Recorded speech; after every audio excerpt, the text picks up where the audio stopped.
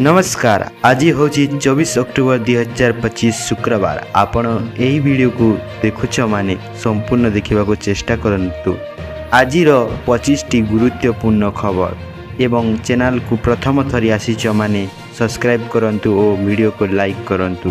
प्रथम खबर होची भारत और अमेरिका वाणिज्य राजनीमा नहीं गभीर आलोचना अछंती।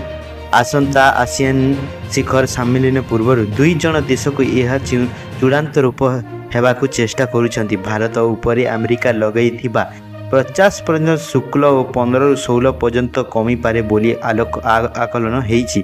यह सहित भारत रूस तले क्रियार मध्य संपर्क अछि। अमेरिका जीएम सोयाबीन और मका बिक्री पाई भारतर निज बाजार खोलिबो। ट्रम्प मोदी को सोशल मीडिया रे प्रशंसा करिसंती। अंतर्जातीय बाजार रे तलरे दर ह्रास हे पाउछि जहाँ भारत पाई लाभदायक हेबो, किंतु एही लाभ समस्त तुरंत मिलिबो नहीं बोली कहिसंती। दीर्घकालीन परिस्थिति और निर्वाचन समय किछि परिवर्तन देखा जिवो।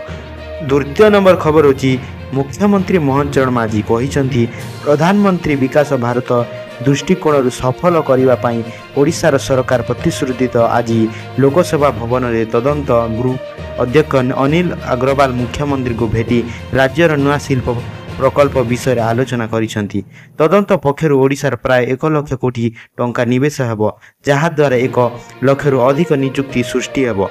केन्दुझर 2000 कोटी टंका निवेश जुगर एक नुआ अत्याधुनिक फेरा आइलेंज प्लांट और झारसुगुड़ा 2टी आलुमिनियम पार्क हेबो। मुख्यमंत्री कहिसंती एही उद्यम ओडिशार ग्लोबल शिल्प हेबो रूपे परिणत करिबा एवं युवकर्व पाई व्यापक सुजोग सृष्टि करिबा। तृतीय खबर होची नुआपड़ा निर्वाचन नहीं बीजेपी और तार युद्ध योजना प्रस्तुति करुछि। दल 2 वरिष्ठ नेता प्रमुख कोभी और सी देवंक और विधायक जय नारायण मिश्र को नुआपड़ा निर्वाचन दायित्व दिया जाइछि। एही 2 नेता निर्वाचन शेष होगा पर्यंत नुआपड़ा रे रही काम करिबी। सेहीपरि 8 जन मंत्री को मध्य 8टी जन दायित्व दिया जाइछि। सूचना अनुसार बीजेडी और बीजेपी और कांग्रेस दलर प्रार्थी घोषणा हो जाइछि। नवेम्बर 11 तारिख रे हेबो नुआपड़ा निर्वाचन एवं जनता अपेक्षा करिसंती केउ दल बाजी मात मारिबो। चतुर्थ नंबर खबर होची कटक रे काली पूजा उत्साहन पाई पुलिस सजाग हेउची। उत्सव शांति और सुरक्षित भावरे सामना को हेबाकू छक छकरे 64 foot force मुतयन हेउची। Social media टाकिलन uterine और छवाछु पुकुरे ऑफिसर को दायित्व दिया जाइछि। गोइंदा सूचनारू प्राथमिकता दिया जाइछि जे एवं अपर प्रचेत और गुजरात और सृष्टिकारी को ऊपरे कड़ा नजर रखा जाइछि। पुलिस निश्चित करुछंती जे काली पूजा भसाण शांति श्रृंखला सहित सम्मान हेबो एवं गति विधेयक गोष्ठी संघर्ष घटिबार संभावना न थाए। 5 नंबर खबर होची भुवनेश्वर 1 नंबर हाटरे घटिथिबा अग्निकांड परे बीएमसी कोठर पदक्षेप नेबाकू योजना करुछि। 20टी बड़ हाट पाई नुआ एसएपी लागू करा जिवो एवं हाट कमिटी पाई विधायक निर्वाचन हेबो। बीएमसी अधिकारी उपस्थिति रे हाटरे एमसी मेड कड़ाखुड़ी हेबो। जरीपाल और टाणीबा एवं सड़क उपरे व्यवसाय करिबा प्रतिबंधित हेबा। अग्निकांडर प्राय 30 रु अधिक दुकान जली जाइछि एवं बंचिथिबा सामग्री पानी रे नष्ट हेइछि। बीएमसी हाटरे दुकानीक पाई ग्रुप बीमा सुविधा एवं आर्थिक सहायता जोगाइबा एही पदक्षेप हाट रूम मार्डिन एवं सुरक्षित करिबारे सहायता करिबो। 6 नंबर खबर होची उत्तर प्रदेश ने अग्निशम विभाग आसुची नूतन आकार रे। मुख्यमंत्री योगी आदित्यनाथ कहिसंती बौद्धिक जनसंख्या शिल्पकरण और सहरकरण को देखी एही विभाग को आधुनिक करा जिवो। से अग्निशम सेवा को केवल अग्नि निर्वापन नुहे ବିପର ପରିଚାଳନା ଓ ଜରୁରୀ ସେବା ସହିତ ଜଡ଼ିତ ରଖିବାକୁ ନିର୍ଦ୍ଦେଶ ଦେଇଛନ୍ତି। ବୈଠକରେ 58ଟି ନୂଆ ଗେଜେଟ୍ ଏବଂ 922ଟି ଅଣ ଗେଜେଟ୍ସ ପଦବୀ ସୃଷ୍ଟି ପାଇଁ ପଥ ପ୍ରସ୍ତୁତ ହୋଇଛି। ଏକ୍ସପ୍ରେସରେ ପ୍ରତି 100 କିଲୋମିଟରରେ ଛୋଟ ଅଗ୍ନିଶମ କେନ୍ଦ୍ର ସ୍ଥାପନ ହେବାକୁ ଥିବା ସହ ବିଭିନ୍ନ ବିମାନ ବନ୍ଦରରେ ମଧ୍ୟ ସୁବିଧା ବୃଦ୍ଧି ହେଉଛି। ମୁଖ୍ୟମନ୍ତ୍ରୀ ଜୋର ଦେଇ କହିଛନ୍ତି ଯେ ଏହି ବିଭାଗ ଲୋକଙ୍କ ଜୀବନ ସୁରକ୍ଷା ସହିତ ସିଧାସଳଖ ଜଡ଼ିତ, ତେଣୁ ଶୀଘ୍ର ଏବଂ ଦକ୍ଷ ସେବା ନିଶ୍ଚିତ ହେଉ। 7 ନମ୍ବର ଖବର ହେଉଛି କଟକ ଜିଲ୍ଲାପାଳ ସିନ୍ଦେ ଗାୟତ୍ରୀ ଭାଉସଦେବ ଗୁରୁବାର ଏକ ବଡ଼ କାର୍ଯ୍ୟ ଅନୁଷ୍ଠାନ ନେଉଛନ୍ତି। କଟକ ଜିଲ୍ଲା 6ଟି ବ୍ଲକରେ ସମସ୍ତ ପଞ୍ଚାୟତଙ୍କ 3 ମାସର ଦରମା ବନ୍ଦ କରିଛନ୍ତି। ଜିଲ୍ଲାପାଳଙ୍କ ନିର୍ଦ୍ଦେଶ କ୍ରମେ ଆଠଗଡ଼, ବାଙ୍କୀ, ସାଲପୁର ଓ ମହଙ୍ଗା, ନିଶ୍ଚିତ କୋଲିଏଇ ଓ ନରସିଂହପୁର ଓ ଟାଙ୍ଗୀ ପଞ୍ଚାୟତ ଏଡିଓଙ୍କ ଅକ୍ଟୋବର ଡିସେମ୍ବର ମାସର ଦରମା ବନ୍ଦ କରାଯାଇଛି। ଏଡିଓଙ୍କ ପ୍ରଦର୍ଶନ ଭଲ ନଥିବା ଦର୍ଶାଇ ଜିଲ୍ଲାପାଳ ଦରମା ବନ୍ଦ ପାଇଁ ନିର୍ଦ୍ଦେଶ ଜାରି କରିଛନ୍ତି। 8 ନମ୍ବର ଖବର ହେଉଛି ଆମେରିକା ଏବଂ ରୁଷିଆ ମଧ୍ୟରେ ପୁଣି ଟଣାଟୁଣି ଚରମରେ। ରାଷ୍ଟ୍ରପତି ଡୋନାଲ୍ଡ ଟ୍ରମ୍ପ ରୁଷିଆର ବିରୋଧରେ 2 ପ୍ରମୁଖ ତୈଳ କମ୍ପାନୀ ରୋସନେଫ୍ଟ ଏବଂ ଲୁଡେଇଙ୍କୁ ନିଷେଧ କରିଛନ୍ତି। ଟ୍ରମ୍ପ କହିଛନ୍ତି ପୁଟିନ୍ ଶାନ୍ତି ପ୍ରତି ଗମ୍ଭୀର ନୁହନ୍ତି ଏବଂ ଏବେ ନୂତନ ପଦକ୍ଷେପ ସମାଧାନର ପଥ ଖୋଲିପାରେ। ଏବେ ପ୍ରତିବନ୍ଧକ ପ୍ରଭାବ ଭାରତ ଉପରେ ମଧ୍ୟ ପଡ଼ିପାରେ, କାରଣ ଭାରତ ଏହି 2 କମ୍ପାନୀଙ୍କ ଠାରୁ ବହୁତ ପରିମାଣରେ ତେଲ କିଣେ। ବର୍ତ୍ତମାନ ଏହି ନିଷେଧ ଭାରତ ତୈଳ ଆମଦାନୀ ଅର୍ଥନୀତିକୁ ମଧ୍ୟ ଆଘାତ ଦେଇପାରେ। 9 ନମ୍ବର ଖବର ହେଉଛି କନ୍ଧମାଳ ଜିଲ୍ଲାରେ ବୋକାର ଯୁବତୀ ଯୁବକଙ୍କ ପାଇଁ ନୂତନ ନିଯୁକ୍ତି ଅବସର। ଦାରିଙ୍ଗବାଡ଼ି ବ୍ଲକରେ ଆସନ୍ତା ବୁଧବାର 29 ତାରିଖରେ ସିକ୍ୟୁରିଟି କର୍ମଚାରୀ ଚୟନ ଶିବିର ଆୟୋଜିତ ହେବ।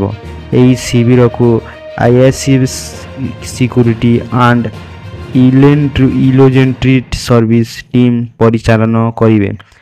ବିଡିଓ ପ୍ରତିରଞ୍ଜନ ରଥ ଓ ଜୀବିକା ମିଶନ ବିପିଏମ୍ ପଟ୍ଟନାୟକ ନିର୍ଦ୍ଦେଶନ ସମସ୍ତ ପ୍ରସ୍ତୁତି ଚାଲିଛି। 19ରୁ 40 ବର୍ଷ ସମୟ ଥିବା ମାଟ୍ରିକ୍ ପାସ୍ କିମ୍ବା ଫେଲ୍ ଯୁବକମାନଙ୍କ ପାଇଁ ଏହି ଶିବିରରେ ଯୋଗ ଦେଇପାରିବେ। ଜିଲ୍ଲାର ସମସ୍ତ 12ଟି ବ୍ଲକର ଏପରି ଶିବିର ହେବେ, ଯାହା 27 ତାରିଖରୁ ତୁମୁଡି ବନ୍ଦରୁ ଆରମ୍ଭ ହୋଇ ଅକ୍ଟୋବର 10 ପର୍ଯ୍ୟନ୍ତ ଚାଲିବ। ଏହି ଜିଲ୍ଲା ଦକ୍ଷତା ବୃଦ୍ଧି ଓ ନିଯୁକ୍ତି କାର୍ଯ୍ୟାଳୟରେ ପଦକ୍ଷେପ ଅଟେ। 10 ନମ୍ବର ଖବର ହେଉଛି ଓଡ଼ିଶାର ପୁଲିସ ସିଭିଲ ଇନ୍ସପେକ୍ଟର ନିଯୁକ୍ତି ପରୀକ୍ଷା ଘୋଟାଲାକୁ ନେଇ ବଡ଼ ନିଷ୍ପତ୍ତି ଦେଇଛନ୍ତି ମୁଖ୍ୟମନ୍ତ୍ରୀ ମୋହନ ଚରଣ ମାଝୀ। ଏହା ଦୁର୍ନୀତି ମାମଲାରେ ତଦନ୍ତ ଭରା ବର୍ତ୍ତମାନ ସିବିଆଇକୁ ଦିଆଯାଇଛି। ପୂର୍ବରୁ ଏହି ମାମଲାରେ ତଦନ୍ତ କ୍ରାଇମବ୍ରାଞ୍ଚରୁ କରୁଥିଲେ। ଏପର୍ଯ୍ୟନ୍ତ 126 ଜଣ ଗିରଫ ହୋଇଛନ୍ତି, ଯେଉଁଥିରେ 12 ଜଣ ଦଲାଲ ମଧ୍ୟ ଅଛନ୍ତି। ତଦନ୍ତରୁ ଜଣାପଡ଼ିଛି ଯେ ଏହି ଘୋଟାଲା ଓଡ଼ିଶା ଛାଡ଼ି ଆନ୍ଧ୍ରପ୍ରଦେଶ, ପଶ୍ଚିମବଙ୍ଗ ପର୍ଯ୍ୟନ୍ତ ବିଳମ୍ବିତ ଏବଂ ଅନ୍ୟ ରାଜ୍ୟକୁ ମଧ୍ୟ ବ୍ୟାପିଥାଇପାରେ। ସେହିପରି ଏହାର ସତ୍ୟ ଉଜାଗର ପାଇଁ ସିବିଆଇ ତଦନ୍ତକୁ ନିଷ୍ପତ୍ତି ନେଇଛି। 11 ନମ୍ବର ଖବର ହେଉଛି ନୂଆପଡ଼ା ନିର୍ବାଚନ ନେଇ ବିଜେପି ତାଙ୍କ ରଣନୀତିକୁ ଆର୍ ଜୋରରେ କରିଛି। ଦଳ ଏଥିପାଇଁ 8 ଜଣ ମୁଖ୍ୟମନ୍ତ୍ରୀଙ୍କୁ ବିଶେଷ ଦାୟିତ୍ୱ ଦେଇଛି ଯେ ବଞ୍ଜାରୀରେ ରବି ନାୟକ ଓ ସୁନାଦେଇର ଗଣେଶ ରାମିଶଙ୍କୁ, ଖୁଣ୍ଟିଆ ପାତଳାଶ୍ୱରରେ ଗାଲୁଲାନନ୍ଦ ଓ ମିଲ୍କି ଓ ଜୟଗଙ୍ଗାର କୃଷ୍ଣଚନ୍ଦ୍ର ପାତ୍ର ଦାୟିତ୍ୱ ନେଇଛନ୍ତି। ସେପରିକି କେନାଲ ଭାଇରରେ ବିଭୂତି ଭୂଷଣ ଜୈନ ଓ ଜଗେଶ୍ୱରରେ ନିତ୍ୟାନନ୍ଦ ଗାଣ୍ଡା ଓ ନୂଆପଡ଼ା ଏଏନ୍ସିରେ ମୁକେଶ ମହାଲିଙ୍ଗ ଓ ଖରିଆର ରୋଡରେ ଜୟ ଢୋଲିକଙ୍କୁ ପ୍ରାର୍ଥୀ ଘୋଷଣା କରିବା ପରେ ତାଙ୍କ ବିଜୟ ପାଇଁ ଦଳ ପକ୍ଷରୁ ପୂରା ଯୁଦ୍ଧସ୍ତର ପ୍ରଚାର ଯୋଜନା ଚାଲିଛି। ମୁଖ୍ୟମନ୍ତ୍ରୀ ନିଜେ ଦୁଇଥର ନୂଆପଡ଼ା ଯାଇଥିବା ବେଳେ ଆଗାମୀ ଦିନରେ ଆଉ ଥରେ ସେଠାକୁ ଯାଇପାରନ୍ତି। 12 ନମ୍ବର ଖବର ହେଉଛି ଇସ୍ରାଏଲ ଏବଂ ହାମସ୍ ମଧ୍ୟରେ ଟ୍ରମ୍ପଙ୍କ ନେତୃତ୍ୱରେ ହେଉଥିବା ଯୁଦ୍ଧ ବିଧିତ ଭଙ୍ଗ ହେବାରୁ ଯାଉଛି। ଇସ୍ରାଏଲ ପ୍ରଧାନମନ୍ତ୍ରୀ ବେଞ୍ଜାମିନ୍ ନେତାନ୍ୟାହୁ ସୋମବାର କହିଛନ୍ତି ଯେ ଗାଜାରେ ସାମରିକ ଅଭିଯାନ ଏପର୍ଯ୍ୟନ୍ତ ସମ୍ପୂର୍ଣ୍ଣ ହୋଇନାହିଁ। ନେତୃତ୍ୱ ବର୍ଣ୍ଣନା କରିଛନ୍ତି ଯେ ଇସ୍ରାଏଲ ସେନା 153 ଟନ୍ ବମ୍ ବ୍ୟବହାର କରିଛି ଏବଂ ହାମସ୍ ଆକ୍ରମଣ ପରେ ପ୍ରତିଶୋଧ ନେଇଛି। ଏହାର ହାମସ୍ର ବରିଷ୍ଠ କମାଣ୍ଡର ମାନେସି ସେ କହିଛନ୍ତି, ଆମର ଗୋଟିଏ ହାତରେ ଅସ୍ତ୍ର ଅଛି, ଅନ୍ୟ ହାତରେ ଶାନ୍ତି। ଶାନ୍ତି ପାଇଁ ଶକ୍ତିର ଆବଶ୍ୟକ ଏବଂ ଇସ୍ରାଏଲ ପୂର୍ବ ଅପେକ୍ଷା ଅଧିକ ଶକ୍ତିଶାଳୀ। ପ୍ରଧାନମନ୍ତ୍ରୀ ଜାରି କରିଛନ୍ତି ଯେ ଆଗାମୀ ଦିନରେ କନ୍ଧମାଳରେ ଫେରାଇ ଅଣାଯିବ ଏବଂ ଅସ୍ଥିର ସ୍ଥିତିରେ ସତର୍କ ରହିବା ଆବଶ୍ୟକ। 13 ନମ୍ବର ଖବର ହେଉଛି ସାରା ବିଶ୍ୱରେ କଲେଜ ଛାତ୍ରଛାତ୍ରୀଙ୍କ ପାଇଁ ଗୁଗୁଲ ଏବଂ ବଡ଼ ସରପ୍ରାଇଜ ଘୋଷଣା କରିଛି। ଏହା କମ୍ପାନୀ କଲେଜ ପିଲାଙ୍କ ଜମିନ ଆପ୍ પર 1 ବର୍ଷର ମାଗଣା ସବସ୍କ୍ରିପସନ୍ ଦେଉଛି। ସୁବିଧା ଛାତ୍ରଛାତ୍ରୀ ବିନା କୌଣସି ଅତିରିକ୍ତ ମୂଲ୍ୟ ଦେଇ ଉନ୍ନତ AI ଟୁଲ୍ସ ବ୍ୟବହାର କରିପାରିବେ। ଏହି ସେବା ବର୍ତ୍ତମାନ 65 ଦେଶରେ ଉପଲବ୍ଧ, କିନ୍ତୁ ଭାରତ ଏଠାରେ ଏହି ସୁବିଧା ଏପର୍ଯ୍ୟନ୍ତ ନାହିଁ।